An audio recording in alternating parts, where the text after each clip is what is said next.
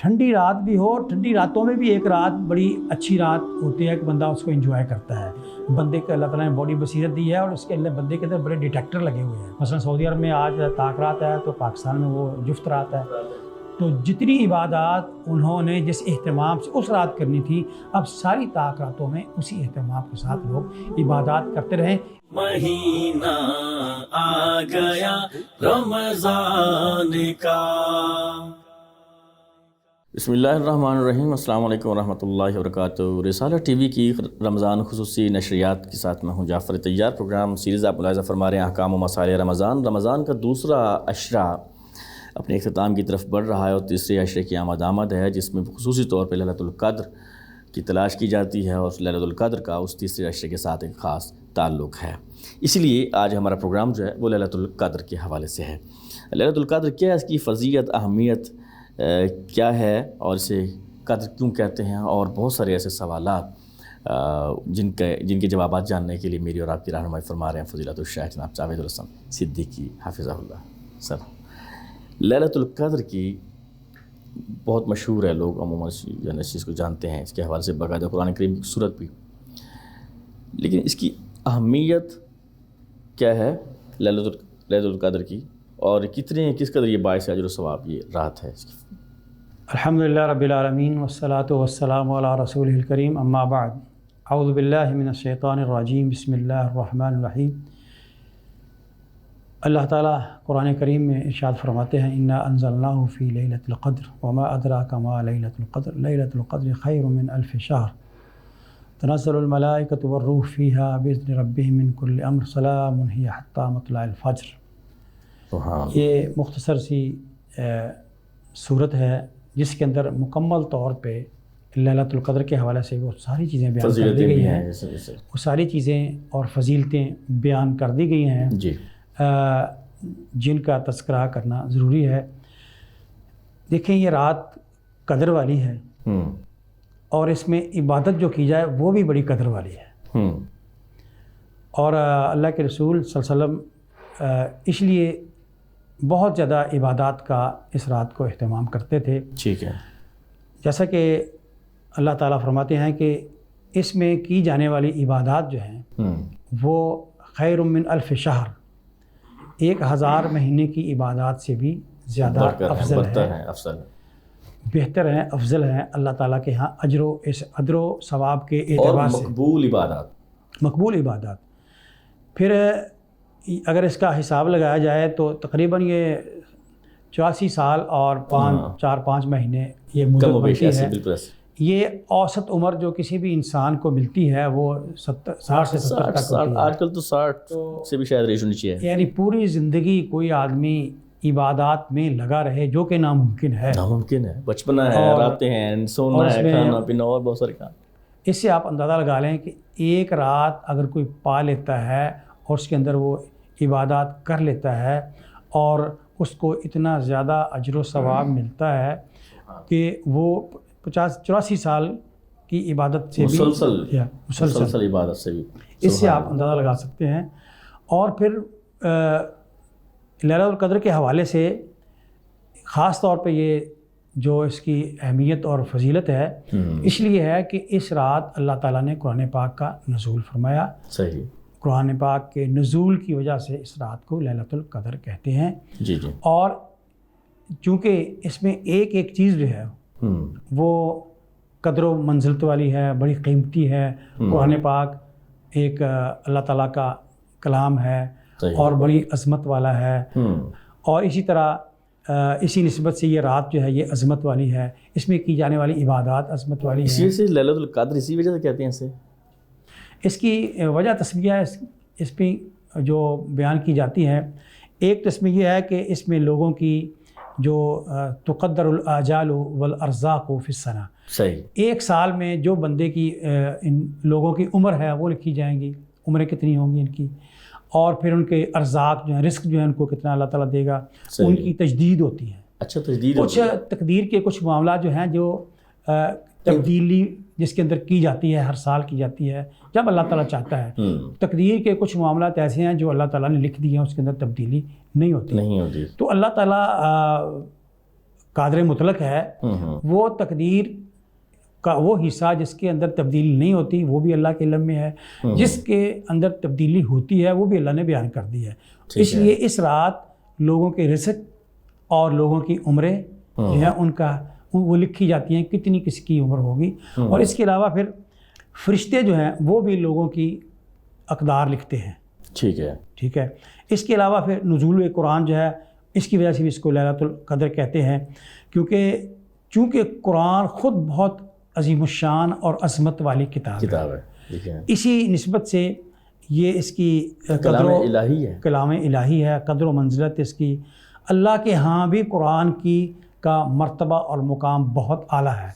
اس نسبت سے قرآن کی نسبت سے اس رات کا جو مرتبہ اور مقام ہے وہ بھی اللہ کے ہاں بہت ہی اعلیٰ ہے۔ اور اس کے علاوہ فرشتوں کا جو نزول ہے، چونکہ فرشتے مطلق طور پر فرشتوں کا نزول جو ہے وہ باعث برکت اور رحمت ہے، اور خاص طور پہ اس رات یعنی لیلۃ القدر، قدر کی رات وہ فرشتے نازل ہوتے ہیں جو دیگر راتوں کے اندر نازل نہیں، خاص فرشتے ہوتے ہیں۔ اور بعض مفسرین اور شارحین نے یہ لکھا ہے کہ روئے زمین پر کوئی جگہ خالی نہیں ہوتی کہ اس رات اس جگہ پہ فرشتے نہ ہوں۔ اللہ مطلق طور پر فرشتوں کا وجود اور نزول یہ رحمت کا باعث اور علامت ہے۔ اور پھر روح الامین جبرائیل امین بھی تشریف لاتے ہیں۔ اب دیکھیں اس سے بھی اس رات کی عظمت، لیلۃ القدر کی عظمت اور مرتبہ اور مقام واضح ہوتا ہے کہ ایک تو عام فرشتے نہیں آتے، خاص فرشتے آتے ہیں، اور پھر فرشتوں کا سردار جو جبرائیل امین ہے وہ بھی اس رات آتے ہیں۔ ان تمام نسبتوں کے اعتبار سے، نسبتوں کے لحاظ سے اسے لیلۃ القدر کہتے ہیں۔ اب یہ نسبتیں کسی اور رات کے ساتھ نہیں ہیں، اسی لیے اس کو لیلۃ القدر کہتے ہیں۔ اسی لیے اس میں کی جانے والی عبادات جو ہے وہ 1000 مہینے میں کی جانے والی عبادات سے زیادہ بہتر ہے۔ ٹھیک ہے شیخ صاحب، جیسا آپ نے فرمایا کہ قرآن کریم میں بھی اللہ سبحانہ و تعالیٰ نے فرمایا کہ 1000 مہینوں سے بھی بڑھ کر جو ہے نا جی وہ عبادات کا معاملہ۔ اچھا، تو اس میں ہمیں کون سے ایسے کام کرنے چاہیے عبادات میں بالخصوص اس شب میں؟ لیلۃ القدر کی رات اگر اللہ تعالیٰ کسی کو نصیب کر دے، بڑا ہی خوش نصیب ہے وہ شخص جس کو یہ رات مل جائے، تو اسے پھر کون سے کام کرنے چاہیے؟ نمبر 1 اسے قیام کرنا چاہیے۔ ٹھیک ہے، اللہ کے رسول صلی اللہ علیہ وسلم فرماتے ہیں من قام لیلۃ القدر ایمانا و احتسابا غفر له ما تقدم من ذنبه، جو آدمی لیلۃ القدر کی رات قیام کر لیتا ہے اللہ تعالیٰ اس کے پچھلے سارے گناہ معاف کر دیتا ہے۔ سبحان اللہ، سبحان اللہ۔ اور نمبر 1 قیام، نمبر 2 اعتکاف، کیونکہ اعتکاف ایک ایسی عبادت ہے جس میں آپ کو اللہ تعالیٰ کا قرب حاصل ہوگا۔ ٹھیک ہے، اور کوشش کریں کہ آپ اعتکاف کی حالت میں لیلۃ القدر پا لیں، یعنی لیلۃ القدر کی رات ہو اور آپ اعتکاف میں ہوں۔ سبحان اللہ۔ یہ جو حسن اتفاق ہے، اس سے بھی یہ بھی بہت بڑی بات ہے، بہت بڑی ایک آپ کو ایسی عبادات کرنے کا موقع ملے گا جس کا اللہ کے ہاں بہت زیادہ اجر و ثواب ہوگا۔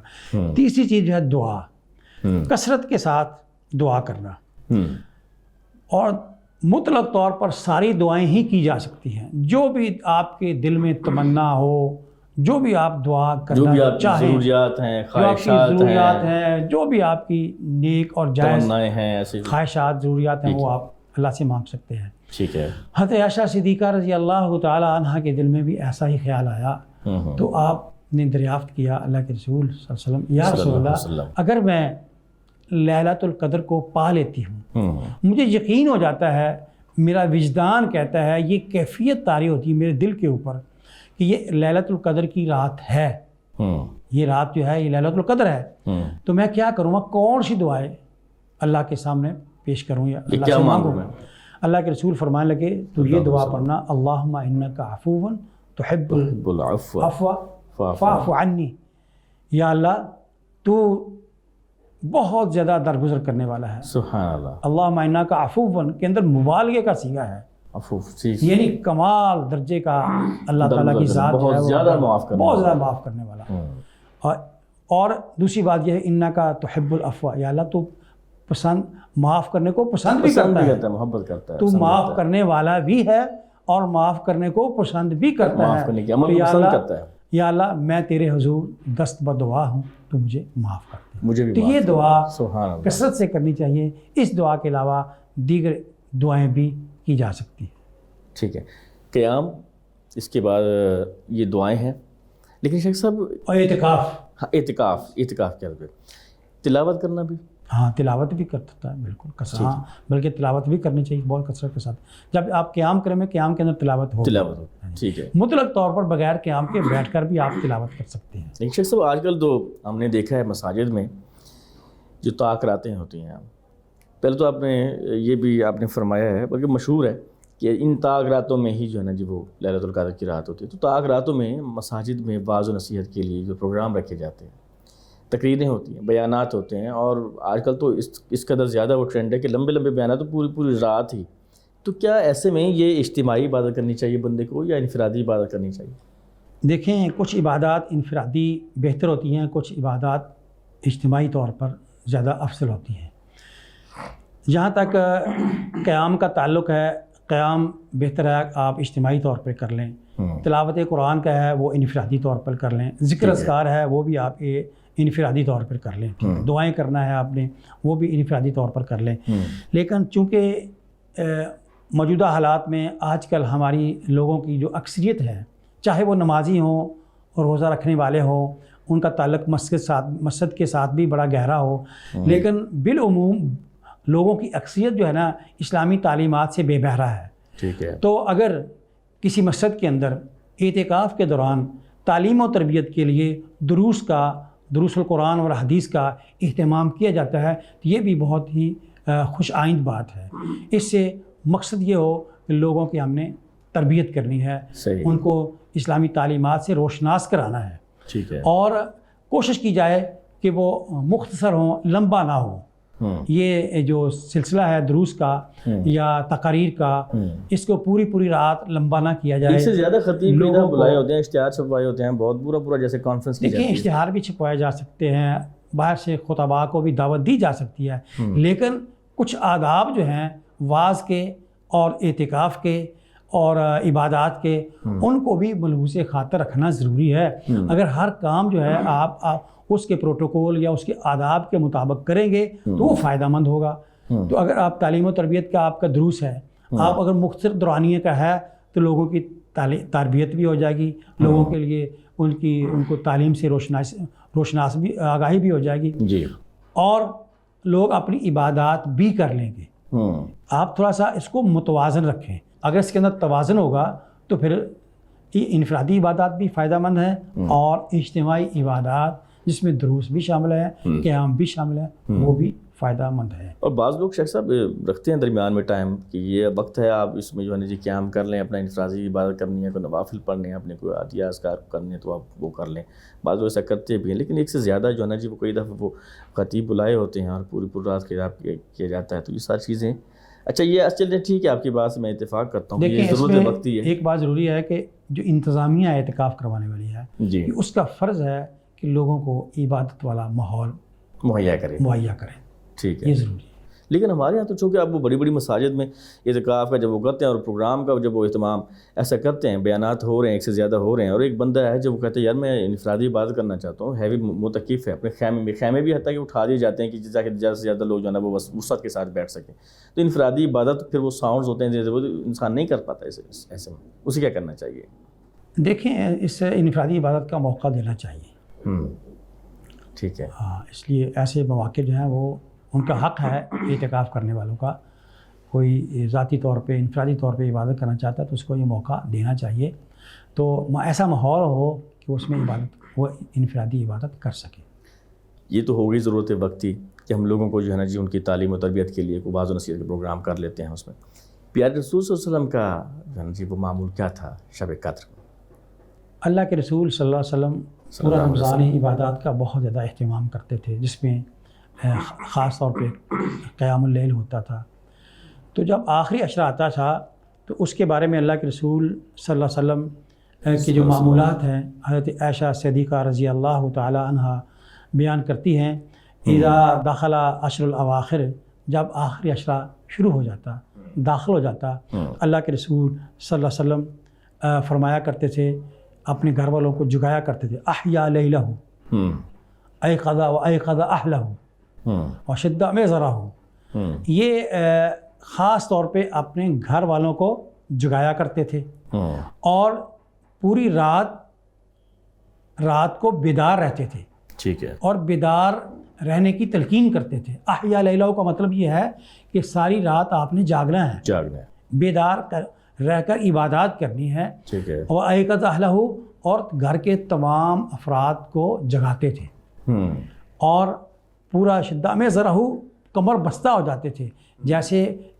روٹین سے زیادہ اہتمام کرنے کو کمر بستہ ہونا، ہاں جی بالکل، کہتے ہیں مستعد ہو جانا، اور بالکل جناب، اور فرمایا کرتے تحروا التمسوها کہ فی عشر الاواخر، لیلۃ القدر جو ہے یہ آخری عشرہ کے اندر طاق راتوں کے اندر موجود ہے، التمسوها، لوگوں اس کو تلاش کرو، تحروا، کوشش کرو اس کو، لیلۃ القدر پا لینے کی کوشش کرو۔ تو آپ اپنے گھر والوں کو باقاعدہ طور پر، چھوٹوں کو، بڑوں کو، بچوں کو، سب کو جگاتے تھے، یعنی گھر کے اندر بھی یہ ماحول ہوتا تھا، عبادت کا ماحول، پتہ چلتا تھا کہ آج کوئی خاص نسبت ہے اس رات کی کسی عمل کے ساتھ، اس عمل کے اہتمام کے لیے، اس عمل کے کرنے کے لیے اتنا اہتمام کیا جا رہا ہے۔ تو یہ اللہ کے رسول صلی اللہ علیہ وسلم کا یہ معمول تھا۔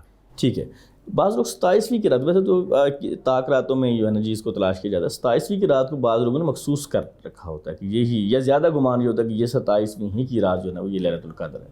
اللہ کے رسول صلی اللہ علیہ وسلم کو اللہ تعالیٰ نے بتا دیا تھا کہ کون سی رات ہے، اچھا سبحان اللہ، لیکن اللہ کے رسول خود فرماتے ہیں اریت لیلۃ القدر ثم انسیتها، اللہ، مجھے اللہ تعالیٰ نے لیلۃ القدر کے بارے میں بتا دیا تھا یہ کون سی رات ہے، ثم انسیتها، پھر مجھے بھلا دیا گیا، گویا کہ یہ اللہ کی یہ منشا تھی، سبحان اللہ، اللہ کی طرف سے بھلا دیا گیا کہ مجھے وہ دن، وہ رات یاد نہیں رہی، مشیت الہی، الان اب تم کیا کرو، تحروہا فی عشر الاواخر، اور آخری عشرہ میں اب تم تلاش کرو، ہے یہ آخری عشرہ کے اندر ہی۔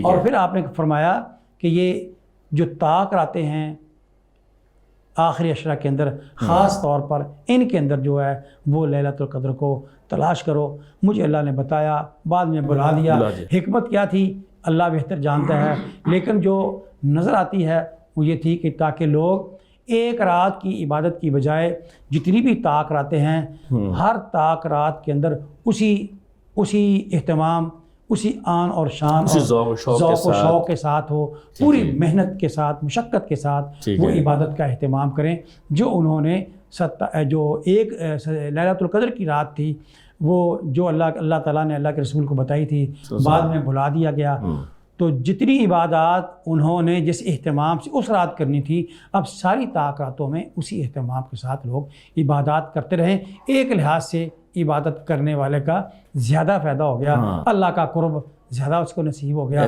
زیادہ اس کو اجر و ثواب ہو گیا۔ اور یہی میرے خیال طریقہ ہے، تلاش کرنے سے مراد بھی یہی ہے تاکہ ہر طاق رات میں انسان جو ہے نا جو اسی کوشش کے محنت کے ساتھ وہ عبادت کر سکے۔ اچھا، دوسری بات یہ کہ گویا کہ ہم کسی ایک رات کو ہم یہ کہہ نہیں سکتے کہ یہ جو ہے نا جی وہ لیلۃ القدر کی رات ہے۔ دیکھیں بعض احادیث کے اندر شارحین نے، علماء کرام نے، ائمہ سلف نے اس کی کچھ علامات بیان کی ہیں جی، کہ وہ رات جو ہے بڑی پرسکون ہوتی ہے، وہ رات جو ہے اس رات کے اندر جو ہوا ہے یا اس جو موسم ہوتا ہے اس کے اندر شدت نہیں ہوتی، صحیح، یعنی اس کے اندر سکون اور خنکی اور تازگی ہوتی ہے، اور اس رات کی صبح جب سورج طلوع ہوتا ہے، اس سورج کی جو شعاعیں ہیں ان شعاعوں کے اندر وہ حدت اور شدت نہیں ہوتی، وہ تیزی نہیں ہوتی، وہ شعاعیں بھی بڑی مدھم اور بڑی پرکیف اور بڑی کیف و سرور والی اور بڑی ہی دیدہ نظر ہوتی ہیں، بڑی پرسکون ماحول ہوتا ہے، یعنی اس کا تعلق ہے۔ پھر دیکھیے آپ، ایک بندہ جو اہتمام کرتا ہے لیلۃ القدر کی رات عبادات کا، تو وہ اب جتنی بھی طاق راتیں ہیں وہ ہر رات کو عبادت کا اہتمام بھی کرے گا، پھر صبح طلوع فجر کا بھی دیکھے گا تاکہ اسے یقین ہو جائے کہ میں نے وہ رات پا لی ہے، تاکہ اسے دلی اطمینان، سکون اور راحت ہو۔ شیخ صاحب اس میں بہت ساری چیزیں ایسی ہیں جہاں سے بہت سارے سوالات اس سے پیدا ہوتی ہیں، اور بعض لوگ جو الہادی افکار کے حامل ہیں وہ بہت سارے اعتراضات بھی کرتے ہیں، اور بہت ساری ایسی چیزیں کہ مثال کے طور پر ان میں ایک چیز جیسے اپنی جو علامات آپ نے بتائیں کہ یہ کچھ یہ علامات ذکر ہیں، ان علامات کے حوالے سے بعض علاقے ویسے گرم ہوتے ہیں، بعض علاقے بالکل ٹھنڈے ہوتے ہیں جہاں پہ پتہ نہیں چل سکتا کہ جناب یہ رات زیادہ خنکی والی تھی، ٹھنڈی تھی، یہاں پہ یہ سکون تھا ایسا۔ اچھا بعض علاقوں میں جو ہے وہ ایسا ہوتا ہے کہ سورج نظر ہی نہیں آتا وہاں پہ، تو ایسی وہ بہت ساری چیزیں۔ دیکھیے اس کا تعلق ہے انسان کے عقیدے کے ساتھ۔ اگر آپ کا عقیدہ اللہ کی ذات میں کے اوپر ایسا ہے کہ اللہ قادر مطلق ہے، جی، یہ زمین و آسمان کا نظام، موسموں کی تبدیلی، ہواؤں کی تبدیلیاں، یہ گرمی، یہ سردی، ساری اللہ تعالیٰ کے قبضۂ قدرت میں ہے۔ اللہ تعالیٰ جیسے چاہتا ہے وہ دن اور ایام کو، دن اور رات کو، لیل و نہار کو پھیر کے لاتا ہے، موسموں کو تبدیل کرتا ہے۔ ٹھیک ہے، تو سورج کا طلوع ہونا، سورج کی شعاؤں کے شدت کا ہونا، موسم کا گرم ہونا، موسم کا تازہ اور خوشگوار ہونا، اس کا تعلق بھی نظام قدرت کے ساتھ ہے۔ اور اللہ تعالیٰ کے اوپر جب آپ کا یہ یقین اور عقیدہ اتنا پختہ ہوگا تو پھر ہی آپ اس کیفیت سے لطف اندوز ہو سکتے ہیں، ورنہ محض خیالات ہیں یا باتیں ہیں۔ تو حقیقت میں ٹھنڈی رات بھی ہو، ٹھنڈی راتوں میں بھی ایک رات بڑی اچھی رات ہوتی ہے کہ بندہ اس کو انجوائے کرتا ہے۔ گرم موسم ہو، گرم راتیں ہوں تو گرم راتوں کے اندر بھی ایک رات ایسی ہوتی ہے کہ بندہ اس کے اندر سکون محسوس کرتا ہے۔ تو یہ تو اس کا تعلق محسوس کرنے سے ہے، اور اس کا تعلق اللہ تعالیٰ کی ذات کے قدرت کاملہ کے اوپر یہ عقیدہ کامل ایمان اور عقیدہ، کامل ایمان اور یہ ضروری بھی نہیں ہے کہ انسان جو یہ چیزیں علامات اگر کوئی بندہ محسوس نہیں کر پایا تو اس کا مطلب یہ نہیں کر پایا نا وہ رات تو تھی کوئی نہ کوئی ایسی رات۔ نہیں، یہ بات درست ہے، لیکن دیکھیں بندے کو اللہ تعالیٰ نے بہت زیادہ صلاحیتیں دی ہیں، بصیرت بھی بندے کو اللہ تعالیٰ نے بڑی بصیرت دی ہے، اور اس کے اندر بندے کے اندر بڑے ڈیٹیکٹر لگے ہوئے ہیں۔ صحیح ہے، بندہ دیکھتا بھی ہے، سنتا بھی ہے، احساسات کا محسوس بھی مجموعہ کرتا ہے۔ اس کی سکن جو ہے وہ گرمی اور سردی کو، خوشگوار موسم کو بھی وہ نوٹ کرتی ہے، وہ ایکسیپٹ کرتی ہے۔ روح تک محسوس کرتی ہے انسان۔ بندے نے ہی ڈیٹیکٹ کرنا ہے نا، تو بندے کے لیے علامات ہیں، تو بندے نے ہی ان علامات کو ڈیٹیکٹ کرنا ہے، نوٹ کرنا ہے، معلوم کرنا ہے۔ اس لیے آپ اس کو یعنی محال نہیں کہہ سکتے، یہ پاسبل ہے اور بندہ اس کو کر سکتا ہے۔ ٹھیک ہے، یعنی ایک بات۔ دوسری بات یہ بعض چیزوں کا تعلق ہوتا ہے پریکٹس کے ساتھ۔ اگر آپ 9 راتیں آپ نے گزاری ہیں سالت میں، تو 9 راتوں کے اندر آپ کا اتنا تجربہ ہو جاتا ہے، اور پھر ہر سال آپ اللہ تعالیٰ آپ کو موقع دیتا ہے طاق راتوں میں جاگنے کا، تو آپ کا کئی سال کا تجربہ ہے کہ آپ اس رات کو اگر پا لیتے ہیں تو آپ واقعی آپ کا یقین عام آدمی کی نسبت مختلف ہوگا۔ اس میں یہ چیز بھی بہت کاؤنٹ کرتی ہے۔ صحیح ہے شیخ صاحب، جیسا آپ نے فرمایا کہ طاق راتوں میں سے کوئی ایک رات ہوتی ہے۔ اچھا یہاں پہ اب یہ 2 سوال، چلے میں پہلے ایک سوال کروں اس کے بعد پھر دوسرا کرتا ہوں۔ پہلا سوال تو یہ کہ ایک بندے نے پا لی، فرض کر اس کو محسوس ہو گیا، اس نے علامتیں جو آپ نے ذکر کی ہیں چند، تو اس کو محسوس ہو گیا طبی طور پہ کہ یار ہاں یہ تھی، گویا کہ 21ویں رات کو یا فرض کریں 23ویں رات کو محسوس ہو گیا۔ اب وہ باقی کی جو بچی ہوئی جو راتیں ہیں ان راتوں میں وہ اہتمام شاید وہ نہ کرے۔ لیکن دیکھیں وہ بھی چونکہ آخری عشرے کی راتیں ہیں اور رمضان کی راتیں ہیں، ان کی فضیلت بھی اپنی جگہ پہ ہے، گو اس کا اہتمام لیلۃ القدر کی رات کی نسبت کم ہوگا، لیکن کرے گا تو کرنا چاہیے اور ضرور کرنا چاہیے۔ ٹھیک ہے، اور اب ایک بات اور اس سے جڑی ہوئی ہے کہ بہت سے ملکوں میں جو اختلاف ہے رویت کا، یہ میں سوال دوسرا میرا سوال یہی تھا، رویت کا جو اختلاف ہے اس لحاظ سے طاق راتیں بھی مختلف ہوتی ہیں۔ مثلا سعودی عرب میں آج طاق رات ہے تو پاکستان میں وہ جفت رات ہے۔ تو یہ دیکھیں اس کا تعلق ہے اللہ اجر و ثواب دینا ہے اللہ تعالیٰ نے۔ صحیح، اللہ تعالیٰ اس بات کے اوپر قادر ہے، ٹھیک ہے، کہ وہ ہماری طاق رات اور ہو، سعودیہ کی اور ہو، کیونکہ رات تو ایک ہے۔ نہیں ضروری نہیں ہے کہ عموم میں جو سوال ہے کہ رات ایک ہے، فرشتے نازل ہوتے ہیں اور یہ سارا معاملہ جو ہے نا وہ ایک رات میں ہونا ہے، تو اگر وہاں پہ اگر وہ رات ہے تو پھر یہاں پہ بعض علاقے میں وہ جگہ اس وقت دن ہوتا ہے۔ دیکھیں اختلاف رویت ہلال جو ہے جو مختلف اللہ کے رسول صلی اللہ علیہ وسلم کے صحابہ کے زمانے میں بھی تھا اور آج تک ہے، یعنی آج یہاں پہ روزہ ہے سعودیہ میں تو ایک دن پہلے روزہ ہوتا ہے، تو یہ اختلاف چلا آ رہا ہے ہماری تاریخ کے اندر، لیکن اللہ تعالیٰ اس بات کے اوپر قادر ہے کہ اللہ تعالیٰ سعودی جو دیگر عرب ممالک ہیں وہاں کی جو لیلۃ القدر ہے وہ اور رات ہو، ہماری اور رات ہو، ان کو بھی اجر و ثواب لیلۃ القدر کا ملے، ہمیں بھی مل جائے۔ اللہ تعالیٰ اس بات کے اوپر قادر ہے، اور یہ اللہ تعالیٰ ہی بہتر نظام کو چلانے والا ہے، بے شک وہ اس بات کے اوپر قادر ہے۔ ہمارا یہ عقیدہ ہونا چاہیے۔ اور ایک بات اور خاص طور پہ یہ جو ایسی لیلۃ القدر کے حوالے سے جس صورت کے اندر تذکرہ ہے کہ سلام ہی حتی مطلع الفجر، یہ سلامتی والی، اس کا مطلب یہ ہے کہ سلامت من الشرور والآفات، ہر طرح کی جتنی بھی آفتوں سے شر ہیں، ٹھیک ہے، آفات ہیں، ٹھیک ہے، بیماریاں ہیں، مصیبتیں ہیں، تکلیف پہنچانے والی چیزیں ہیں، جس میں انسان بھی ہیں، جنات بھی ہیں، بیماریاں بھی ہیں، حادثات بھی ہیں، اور جتنی بھی جس سے انسان خوف محسوس کرتا ہے، ٹھیک ہے، اور جس سے انسان کو تکلیف پہنچتی ہے، اللہ تعالیٰ جو ہے اس رات کی برکت سے سلام ہی حتی مطلع الفجر، فجر تک اس رات کو اللہ تعالیٰ محفوظ بنا دیتا ہے۔ اور اس کا معنی ایک یہ بھی ہے سلامت من العذاب، اللہ تعالیٰ عذاب سے بھی اس رات اس عبادت کرنے والے بندے کو محفوظ کر دیتا ہے، فراہم کرتے ہیں۔ ٹھیک، بہت بہت شکریہ سر۔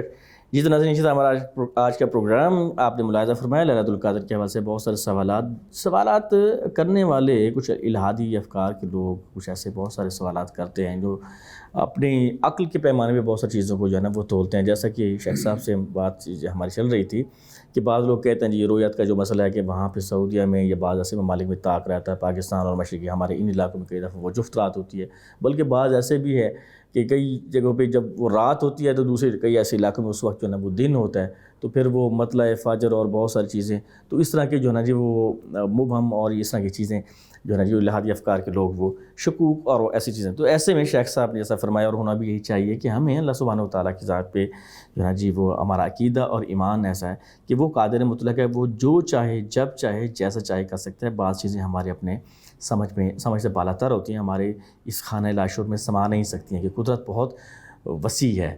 تو یہ تھا ہمارا آج کا پروگرام۔ امید ہے کہ آپ کو ہمارا یہ پروگرام پسند آئے ہوگا۔ آپ آخری عشرے میں تاخیراتوں کو تلاش کیجیے، تاخیراتوں میں آپ آخری عشرے کی تاخیراتوں میں لیلۃ القدر کو تلاش کیجیے، خصوصی طور پہ عبادات کا اہتمام کیجیے، نوافل کا، قیام کا، جیسا شیخ صاحب نے فرمایا کہ آپ قیام کو لازمی پڑھیں، اعتکاف کو لازمی پکڑیں، اعتکاف کی کوشش کریں کہ اعتکاف کریں، اور پھر اسی طرح قیام ہے، تلاوت قرآن ہے اور نوافل ہیں، ٹھیک ہے نا جی۔ قیام نوافل وہ ایک ہی چیز بن جاتی ہے، زیادہ سے زیادہ پھر ادعیہ، خصوصی طور پہ دعائیں۔ اور وہ سیدہ عائشہ رضی اللہ عنہا نے جو سوال پوچھا تھا پیارے رسول صلی اللہ علیہ وسلم کہ اگر میں اس رات کو پالوں تو کیا دعا کروں، کیا مانگوں؟ پیارے رسول صلی اللہ علیہ وسلم کی پیاری سی تعلیم کہ اللہم انک عفو تحب العفو فاعف عني، اس دعا کا خصوصی طور پہ آپ اہتمام کیجیے، اور بھی آپ کی جو اپنی جائز جو خواہشات ہیں، جو آپ کی دعائیں ہیں، جو آپ کی ضروریات ہیں، کھل کے مانگیے کہ یہ رحمتوں کا جو ہے نا جی بہت بڑا پیکیج ہے، 84 سال سے بھی پلس